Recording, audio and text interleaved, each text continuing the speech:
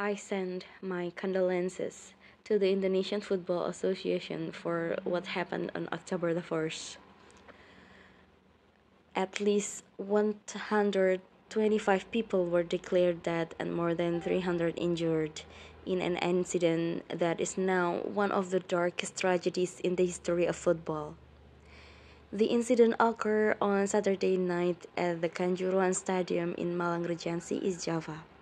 Around 3,000 spectators were reported to have entered the field after Arema Malang club lost 2-3 against Persebaya Surabaya in a League One match. Disappointed by the defeat, Arema supporters threw bottles and other objects at the player and management before storming the field, which eventually led to riots.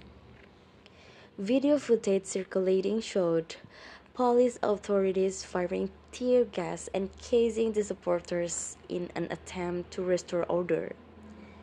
The police officers used batons and shields. Many news channels reported that the crowd at the stadium was over capacity. The coordinating minister for political, legal, and security affairs, Mahfud MD, said that the total tickets sold were 42,000, while the maximum capacity of the stadium was only 38,000. In such a crowded place, the police decision to fire tear gas would only make the people in the stadium panic and the situation even more chaotic. What's more, Kanjuruhan Stadium has only one exit, which is also the entrance. Usually, in a competitive sporting event, the emotion of the audience are easily heightened, so don't be surprised if the frenzied crowd of spectators rushing to get off the stadium through only one exit is prone to causing death and injury. There are several techniques you can use to make sure something that like this doesn't happen again. Research shows that using stadium lighting to notify spectators that a show is over can help them exit the stadium area in an orderly manner. Spectators leave essentially in the same way they entered, so all exits must be opened, accessible, and well lit. Apart from that, football fans in Indonesia are known for their high enthusiasm, thus the risk of uncontrolled riots must be anticipated. One way to anticipate this is to separate the audience into different zones. This technique is used in World Cup match. This method can reduce tension in the stadium because it will minimize the responsibility of fans from different teams running into each other.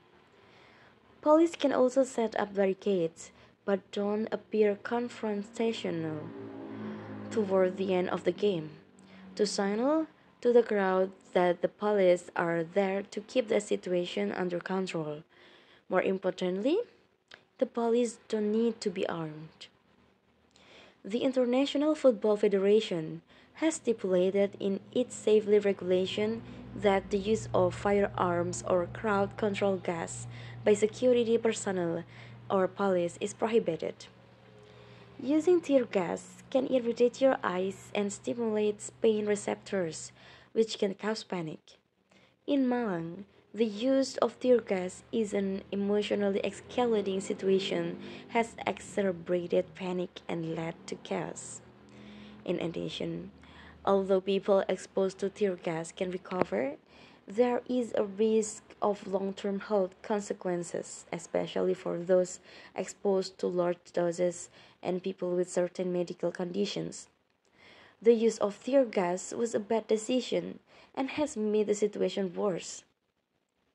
FIFA presidents called this a dark day for those involved in football and an elusive tragedy.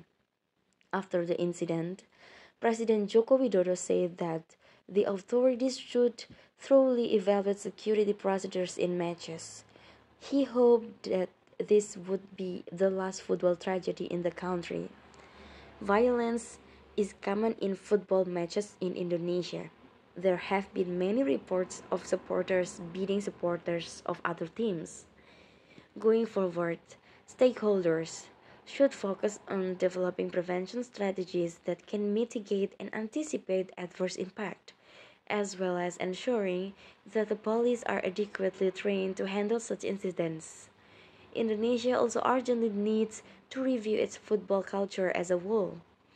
If history is anything to go by, the authorities must take drastic steps to ensure the 1st October 2022 events never happen again.